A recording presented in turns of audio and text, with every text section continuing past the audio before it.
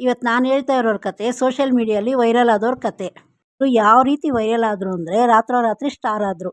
ಇವರು ಎಷ್ಟು ಬೇಗ ವೈರಲ್ ಆದರು ಅಂದರೆ ಅಷ್ಟು ಬೇಗ ಮರೆಯಾಗೋದ್ರು. ಇವ್ರುಗಳಿಂದ ನಾವು ಕಲಿಯೋದಕ್ಕೆ ಒಂದು ನೀತಿ ಪಾಠ ಇದೆ. ಒಂದು ಫೇಮ್ ಬಂತು ಅಂದರೆ ಈ ರೀತಿ ಮಾಡಬಾರ್ದು ಅನ್ನೋದು ಇವರೇ ಎಕ್ಸಾಂಪಲ್ಲು. ಒಂದೇ ಸಲ ರಾತ್ರೋರಾತ್ರಿ ಫೇಮಸ್ ಆದರು ಅಂದರೆ ಏನಾಗ್ತಾರೆ ಅಂತ ಇವ್ರುಗಳೇ ಸಾಕ್ಷಿ. ಆನೋ ಮಂಡಲ್ ಅನ್ನೋ ಈಕೆ ರೋಡ್ಗಳಲ್ಲಿ ಹಾಡು ಹೇಳ್ಕೊಂಡಿದ್ಲು. ಇದೇ ರೀತಿ ತುಂಬ ದಿನದಿಂದ ರೈಲ್ವೆ ಸ್ಟೇಷನು ಬಸ್ ಸ್ಟಾಪು ಅಲ್ಲೆಲ್ಲ ಹಾಡಾಡ್ಕೊಂಡು ಕೂತ್ಕೊತಾ ಇದ್ಲು. ಇದೇ ರೀತಿ ಜೀವನ ಹೋಗ್ತಾ ಇತ್ತು. ನಮ್ಮ ಜೀವನದಲ್ಲಿ ಒಂದು ದಿನ ಬರುತ್ತೆ ಅನ್ನೋ ಒಂದು ನಂಬಿಕೆ ಇರುತ್ತಲ್ವಾ, ಅದೇ ರೀತಿ ಆಕೆ ಜೀವನದಲ್ಲೂ ಆ ಒಂದು ದಿನ ಬಂತು. ಅದೇ ರೀತಿ ಆ ದಿನವೂ ಹಾಡಾಡ್ತಾ ಇದ್ಲು. ಇನ್ನು ತುಂಬ ದಿನದಿಂದ ನೋಡ್ತಾನೆ ಇದ್ರು ಜನಗಳು. ಅದೇ ರೀತಿ ಆ ದಿನವೂ ನೋಡ್ತಾ ಇದ್ರು. ಎಷ್ಟು ಚೆನ್ನಾಗಿ ಆಡ್ತಾಳೆ ಅಂದ್ಬಿಟ್ಟು ಎಲ್ಲರೂ ಮನಸ್ಸಲ್ಲಿ ಅಂದ್ಕೊಳ್ತಾ ಇದ್ರು. ಆದರೆ ಒಬ್ಬನು ವೀಡಿಯೋ ಮಾಡೋಕ್ಕೆ ಸ್ಟಾರ್ಟ್ ಮಾಡ್ತಾನೆ. ಹಾಡಾಡೋದನ್ನು ವೀಡಿಯೋ ಮಾಡ್ದ. ಅದನ್ನು ತೊಗೊಂಡೋಗಿ ಸೋಷಿಯಲ್ ಮೀಡಿಯಾದಲ್ಲಿ ಅಪ್ಲೋಡ್ ಮಾಡ್ತಾನೆ. ಅದು ವೈರಲ್ ಆಗೋದಕ್ಕೆ ಸ್ಟಾರ್ಟ್ ಆಗುತ್ತೆ. ವೈರಲ್ ಆಗಿ ತುಂಬಾ ವ್ಯೂಸ್ ಬರುತ್ತೆ. ಆ ವಿಡಿಯೋನ ನೋಡಿ ತುಂಬ ಜನ ಅದೇ ಆ ವಿಡಿಯೋ ಮಾಡೋಕ್ಕೆ ಸ್ಟಾರ್ಟ್ ಮಾಡ್ತಾರೆ. ಅದೇ ರೀತಿ ಸೋಷಿಯಲ್ ಮೀಡಿಯಾದಲ್ಲಿ ಅಪ್ಲೋಡ್ ಮಾಡ್ತಾರೆ. ನೋಡಿ ಒಬ್ಬ ದೊಡ್ಡ ವ್ಯಕ್ತಿ ಆಕೆನ ಸಿಂಗಿಂಗ್ ಶೋಗೆ ಕರೆಸ್ಕೊಳ್ತಾನೆ. ಅಲ್ಲಿ ಹಾಡು ಆಡ್ತಾಳೆ, ಎಲ್ಲರೂ ಮನಸ್ಸಿಗೂ ಮುಟ್ತಾಳೆ ಆಕೆ. ಆ ವ್ಯಕ್ತಿ ಹಾಡಾಡೋದಕ್ಕೆ ಚಾನ್ಸ್ ಕೊಡ್ತಾನೆ ಅವ್ರ ಮೂವಿಗೆ. ಆ ಸಾಂಗೂ ತುಂಬಾ ವೈರಲ್ ಆಗುತ್ತೆ. ಆವಾಗ ಆ ವ್ಯಕ್ತಿಗೆ ಬಿಲ್ಡಪ್ ಬರೋಕ್ಕೆ ಸ್ಟಾರ್ಟ್ ಆಗುತ್ತೆ. ಯಾರಾದರೂ ಫೋಟೋ ತೆಗೆಸ್ಕೊಳಕ್ಕೆ ಬಂದರೆ ಅವ್ರನ್ನ ತಳ್ಳೋದು, ಬೈಯೋದು, ಗದರೋದು ಮಾಡ್ತಾಳೆ. ಅದ್ರ ಜೊತೆಗೆ ಗೆಟಪ್ಪು ಚೇಂಜ್ ಮಾಡ್ಕೊತಾಳೆ. ಅವಳು ಇದ್ದಿದ್ದು ಪರಿಸ್ಥಿತಿ ನೋಡಿ ಎಲ್ರಿಗೂ ಮನಸ್ಸಿಗೂ ಮುಟ್ತಾಳೆ. ಅಂದರೆ ಯಾವ ರೀತಿ ಬದಲಾಗ್ತಾಳೆ ಅಂದರೆ ಎಲ್ಲರೂ ಬೈಕೊಳ್ಳೋಕೆ ಸ್ಟಾರ್ಟ್ ಮಾಡ್ತಾರೆ. ಅವಳು ವರ್ತನೆ ಏನು ಮಾಡ್ತಾಳೋ ಮತ್ತು ಆ ವಿಡಿಯೋನೂ ವೈರಲ್ ಆಗುತ್ತೆ. ಈಕೆ ಎಷ್ಟು ಬೇಗ ವೈರಲ್ ಆದ್ಲ ಅಷ್ಟು ಬೇಗ ಮರೆಯಾಗ್ಬಿಡ್ತಾಳೆ. ಇದರಿಂದ ನಾವು ಕಲ್ತಿರೋದೇನೆಂದರೆ ಎಷ್ಟೇ ದೊಡ್ಡವರಾದರೂ ನಾವು ಮೊದಲದನ್ನು ಮರಿಬಾರ್ದು. ಮತ್ತು ಇನ್ನೊಬ್ಬರು ತಾಪ್ಸಿ ಉಪಾಧ್ಯಾಯ ಅನ್ನೋರು ಈಕೆ BTech ಓದಿರ್ತಾಳೆ. ಓದಿದಾದ್ಮೇಲೆ ಎಲ್ಲೂ ಕೆಲಸ ಸಿಗಲ್ಲ ಅಂದ್ಬಿಟ್ಟು ಈಕೆನೇ ಸ್ವಂತವಾಗಿ ಒಂದು ಪಾನಿಪುರಿ ಅಂಗಡಿ ತೆಗಿತಾಳೆ. ಅದರಿಂದ BTech ಪಾನಿಪುರಿ ವಾಲಾ ಅಂತ ಫೇಮಸ್ ಆಗ್ತಾಳೆ. ಎಲ್ರಿಗೂ ಏನು ಇಷ್ಟ ಆಗುತ್ತೆ ಅಂದರೆ ಈಕೆ ಯಾರ ಮೇಲೂ ಡಿಪೆಂಡ್ ಆಗದಿರ ಸ್ವಂತ ಶ್ರಮದಿಂದ ಒಂದು ಯುವಕಿಯಾಗಿ ಈ ಥರ ಪಾನಿಪುರಿ ಅಂಗಡಿ ತೆಗ್ದಿದ್ದು ನೋಡಿ ತುಂಬಾ ಸೋಷಿಯಲ್ ಮೀಡಿಯಲ್ಲಿ ವೈರಲ್ ಆಗ್ತಾಳೆ. ಇದೇ ಒಬ್ಬ ಮಾಮೂಲಿ ಮನುಷ್ಯ ಪಾನಿಪುರಿ ಅಂಗಡಿ ಇಕ್ಕಿದ್ರೆ ಫೇಮಸ್ ಆಗ್ತಾ ಇರಲಿಲ್ಲ. ಈಕೆ BTech ಓದಿ ಒಂದು ಹುಡುಗಿಯಾಗಿ ಈ ಥರ ಪಾನಿಪುರಿ ಅಂಗಡಿ ಮಾಡಿ ಎಲ್ಲರೂ ಈಕೆನ ಹೊಗಳೋದಕ್ಕೆ ಸ್ಟಾರ್ಟ್ ಮಾಡ್ತಾರೆ. ಈಕೆ ವ್ಯಕ್ತಿತ್ವದಿಂದ ಬಿಸ್ನೆಸ್ ಯಾವ ರೀತಿ ಹೋಯ್ತು ಅಂದರೆ ಸೋಷಿಯಲ್ ಮೀಡಿಯೆಲ್ಲ ನೋಡಿ ಜನ ಯಾವ ರೀತಿ ನುಗ್ಗಿದ್ರು ಅಂದರೆ ಆಕೆ ಒಂದು ಸಲ ಓಪನ್ನಾಗಿ ಹೇಳ್ಕೊತಾಳೆ, ತಿಂಗ್ಳಿಗೆ 9 ಲಕ್ಷ ಮಾಡಿದೆ ಅಂದ್ಬಿಟ್ಟು. ಆಮೇಲೆ ಸುಮಾರು ಕಡೆಯೆಲ್ಲ ಬಂದು TV ಚಾನಲಲ್ಲೆಲ್ಲ ಹೇಳ್ಕೊತಾ ಇದ್ಲು. ಆಗ ಅವಳು ಇಷ್ಟಕ್ಕೆ ನಿಲ್ಲಿಸಲ್ಲ, ದೊಡ್ಡದಾಗಿ ಮಾಡೋಣ ಅಂಥೇಳಿ ಸ್ವಂತ ಫ್ರಾಂಚೈಸಿ ಮಾಡೋದಕ್ಕೆ ಸ್ಟಾರ್ಟ್ ಮಾಡ್ತಾಳೆ. ಆಮೇಲೆ ಆವಾಗಿಂದ ಅವಳಿಗೆ ಸಂಕಷ್ಟ ಸ್ಟಾರ್ಟ್ ಆಗುತ್ತೆ. ಜನ ಏನು ಮಾಡ್ತಾರೆ, ಆ ಲಾಭ ಹೆಂಗೆ ಬಂತು ಅಂದ್ಬಿಟ್ಟು ಪ್ರಶ್ನೆ ಮಾಡೋಕ್ಕೆ ಸ್ಟಾರ್ಟ್ ಮಾಡ್ತಾರೆ. ಜನಗಳಿಗೆ ಡೌಟ್ ಬರುತ್ತೆ, ಅಷ್ಟು ದುಡ್ಡು ಹೆಂಗೆ ಬರುತ್ತೆ, ಇದು ಸರಿ ಇಲ್ಲ ಅಂದ್ಬಿಟ್ಟು. ಅವಳು ಇದಕ್ಕೆಲ್ಲ ತಲೆ ಕೆಡಿಸ್ಕೊಂಡಿಲ್ಲ. ಆಕೆದು ನೇರವಾಗಿ ಮಾತಾಡೋ ಗುಣ ಇತ್ತು. ಅದು ಎಷ್ಟು ಬೇಗ ವೈರಲ್ ಆದ್ಲ ಅಷ್ಟು ಬೇಗ ಮರೆಯಾಗೋದ್ಲು. ಯಾವುದೇ ಸೋಷಿಯಲ್ ಮೀಡಿಯಲ್ಲಿ ಕಾಣಿಸ್ಕೊತಾ ಇಲ್ಲ.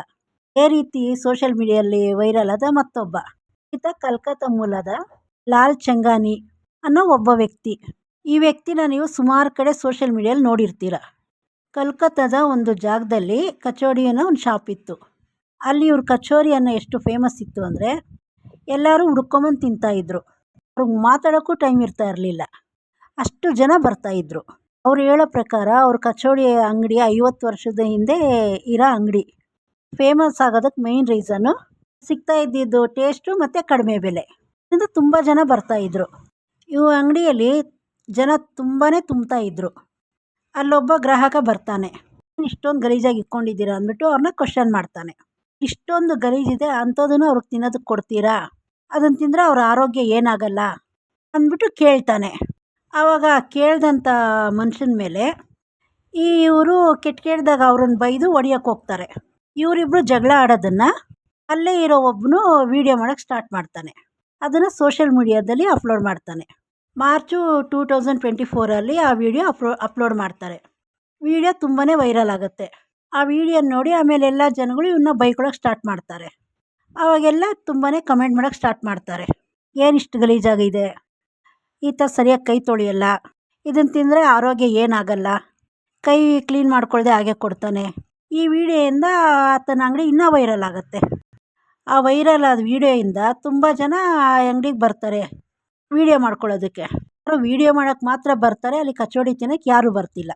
ಸೋಷಿಯಲ್ ಮೀಡಿಯಲ್ಲಿ ಯಾವಾಗ ಈ ರೀತಿ ಆಯಿತೋ ಆವಾಗ ಆತ ಏನು ಮಾಡ್ತಾನೆ, ಎಲ್ಲರ ಮೇಲೂ ಜಗಳ ಮಾಡೋದು, ಬೈಯೋದಕ್ಕೆ ಸ್ಟಾರ್ಟ್ ಮಾಡ್ತಾನೆ.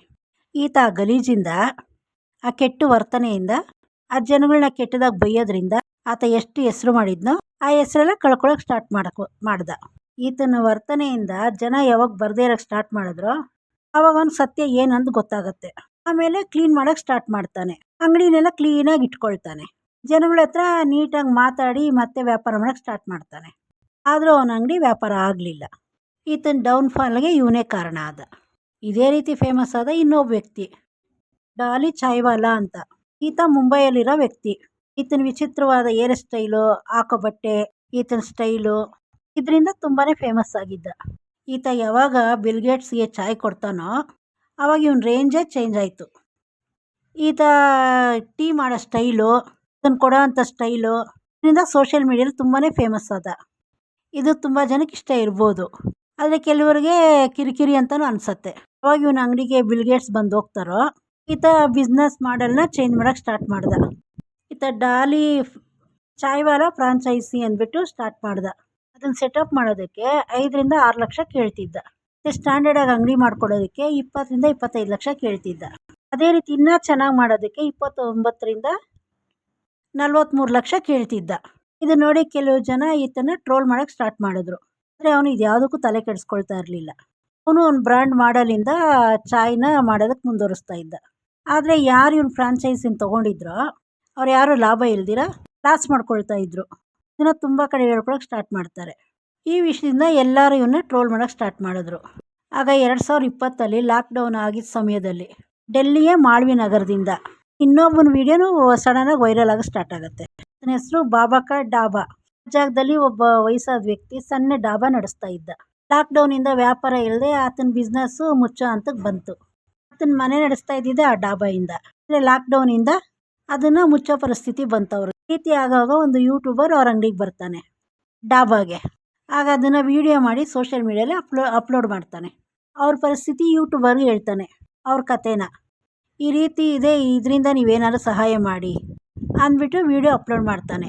ಯೂಟ್ಯೂಬರು ನನ್ನ ಕೈಯಲ್ಲಿ ಆದಷ್ಟು ಸಹಾಯ ನಿಮ್ಗೆ ಮಾಡ್ತೀನಿ, ನನ್ನಿಂದ ಏನಾಗತ್ತೋ ಅದು ಅಂತ ಹೇಳ್ತಾನೆ. ಆ ಬಾಬಾ ಆವಾಗ ಅದನ್ನು ನೋಡಿ ಅಳೋಕ್ಕೆ ಸ್ಟಾರ್ಟ್ ಮಾಡ್ತಾನೆ. ಈ ವಿಡಿಯೋ ನೋಡಿ ತುಂಬ ಜನ ಭಾವುಕರಾಗ್ತಾರೆ. ಅದನ್ನು ನೋಡಿ ಅವ್ರ ಕೈಯಲ್ಲಿ ಆದಷ್ಟು ಸಹಾಯ ಮಾಡೋದಕ್ಕೆ ಸ್ಟಾರ್ಟ್ ಮಾಡ್ತಾರೆ. ಕೊಂಡು ದುಡ್ಡುಗಳು ಹಾಕ್ತಾರೆ. ಅವ್ರ ಕೈಯಲ್ಲಿ ಎಷ್ಟಾಗುತ್ತೋ ಅಷ್ಟು. ಅವ್ರ ಅಕೌಂಟ್ಗೆ 2 ಲಕ್ಷ ರೂಪಾಯಿ ಹಣ ಬರುತ್ತೆ. ಇಲ್ಲಿಂದ ಅವ್ರು ಬದಲಾಗೋದಕ್ಕೆ ಶುರು ಆಗುತ್ತೆ. ಇದೆಲ್ಲ ಆಗಿ ಕೆಲವು ದಿನಗಳ ನಂತರ ಅವ್ರಿಗೆ ಏನು ಸಹಾಯ ಮಾಡಿದ್ದ ಗೌರವನ ಯೂಟ್ಯೂಬರು ಆತನ ಮೇಲೆ ಆರೋಪ ಮಾಡ್ತಾನೆ. ಬಂದಿರೋ ಹಣ ಪೂರ್ತಿ ಹಣ ನನ್ನ ಕೈಗೆ ಸೇರಿಲ್ಲ, ಸ್ವಲ್ಪ ದುಡ್ಡು ನನಗೆ ಕೊಟ್ಟು ಮಿಕ್ಕಿದ ಹಣ ಆತ ತೊಗೊಂಡಿದ್ದಾನೆ ಅಂದ್ಬಿಟ್ಟು ಹೇಳೋಕ್ಕೆ ಸ್ಟಾರ್ಟ್ ಮಾಡ್ತಾನೆ. ಆದರೆ ಈ ಆರೋಪ ಬಂದ ಯೂಟ್ಯೂಬರು ಅವನು ಸೋಷಿಯಲ್ ಮೀಡಿಯಾಗೆ ಬಂದು ಅವನು ಏನಿದೆಯೋ ಅದನ್ನೆಲ್ಲ ನೋಡ್ಸೋಕ್ಕೆ ಸ್ಟಾರ್ಟ್ ಮಾಡ್ತಾನೆ. ಟ್ರಾನ್ಸಾಕ್ಷನ್ನು ಬ್ಯಾಂಕ್ ಸ್ಟೇಟ್ಮೆಂಟು ತೋರಿಸ್ತಾನೆ. ನನಗೆ ಬಂದ ದುಡ್ಡೆಲ್ಲ ನಾನು ಕೊಟ್ಟಿದ್ದೀನಿ ಅಂತ ಹೇಳಿ ಆತ ಗೌರವನ ವ್ಯಕ್ತಿ ಆರೋಪ ಬಂದಿರೋದೆಲ್ಲ ಸುಳ್ಳು ಅಂತೇಳಿ ಹೇಳ್ತಾನೆ. ಇದರಲ್ಲಿ ಯಾರು ನಿಜ ಯಾರು ಸುಳ್ಳು ಅಂತಲೇ ಗೊತ್ತಾಗಿಲ್ಲ. ಇಷ್ಟು ವೈರಲ್ ಆಗಿದ್ದ ಬಾಬಾ ಮತ್ತೆ ಆ ಡಾಬಾ ಜನಪ್ರಿಯತೆಯನ್ನು ಕಳ್ಕೊಳ್ಳೋಕೆ ಸ್ಟಾರ್ಟ್ ಆಗುತ್ತೆ. ಜನ ಅಲ್ಲಿಗೆ ಬರೋದನ್ನು ನಿಲ್ಲಿಸ್ತಾರೆ. ಮತ್ತೆ ಅದೇ ಪರಿಸ್ಥಿತಿಗೆ ಬಂದ ಬಾಬಾ ಜನ ಬರೋದಕ್ಕೆ ಸ್ಟಾಪ್ ಮಾಡಿದ್ರು. ಮತ್ತೆ ಮತ್ತೊಂದು ವೀಡಿಯೋ ಮಾಡಿದ್ರು.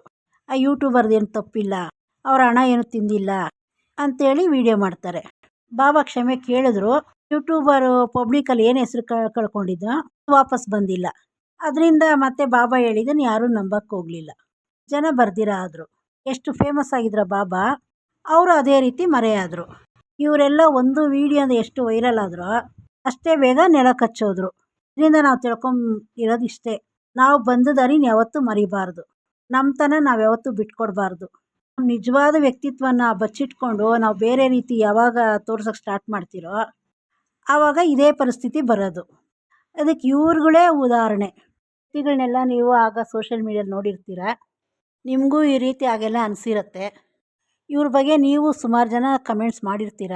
ಇದನ್ನು ನೋಡಿ ನೀವೇನು ಕಲ್ತ್ರಿ, ಇದ್ರ ಬಗ್ಗೆ ನಿಮ್ಗೇನು ಅನಿಸುತ್ತೆ ಕಮೆಂಟ್ ಮಾಡಿ ಹೇಳಿ. ಮತ್ತು ಚಾನಲ್ ಸಬ್ಸ್ಕ್ರೈಬ್ ಮಾಡೋದು ಮರಿಬೇಡಿ.